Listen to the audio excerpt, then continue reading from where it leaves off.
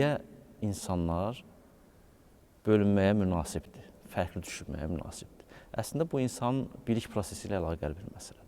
Biz biliyi qısa şəkildə obyektlə subyekt arasındakı əlaqə şəklində əgər tərif eləsək. Subyekt bizik, yəni anlayan insan, dini mətnlərə gəldikdə isə o dini mətnlərdə obyekti və biz o mətnləri anlamaq istəyirik. Amma bizim hər birimizin keçdiyi fərqli yollar var, fərqli düşüncələr var.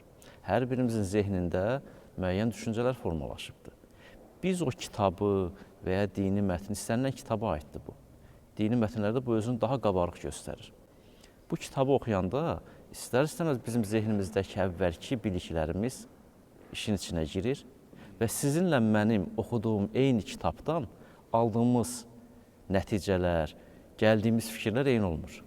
Bu çox təbiidir. Əlbəttə, bu anlama prosesinin təbii bir nəticəsidir. Üstəlik, bu kitab əgər ilahi bir kitabdırsa, yəni kitabın müəllifi insan deyilsə, onda onun anlaşılmasında müxtəlif fikirlərin olması çox daha təbii bir haldır. Kitabın dili yoxdur ki, sizinlə danışsın.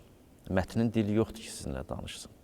Sizin özünüzün düşüncəniz o mətni oxuyanda istər-istəməz sizin anlayışınıza təsir göstərəcək və müxtəlif fikirlər olacaq. Qurani-Kərimin özü deyil, axı, möhkəm ayələri var, mütəşabih ayələri. Yəni, tək mənaya gələn, ilk baxışda tam anlaşılan, hamı tərəfindən bir-birinə eyni və ya bənzər anlaşılan ayələr var. Amma eyni zamanda bir-birindən fərqli ayələr var. Bunu Qurani-Kərim özü deyir, mütəşabih dediyimiz fərqli mənalara gələ bilən ayələr var. Məsələn, adicə biz ilk dövrə baxanda sırf ayələrdən qaynaqlanan səbəbləri görürük biz məzhəblərin yaranmasında. Məsələn, bir nümunə verim sizə. Ər-Rəhmən aləl-ərşi istəvə buyurulur Qurani-Kərimdə.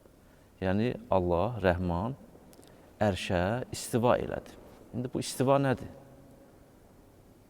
Yəni, yayıldı mənası verir. Siz bunu hərfi mənada başa düşsəz, bu antropomorfik bir tanrı anlayışına gətirib çıxarır.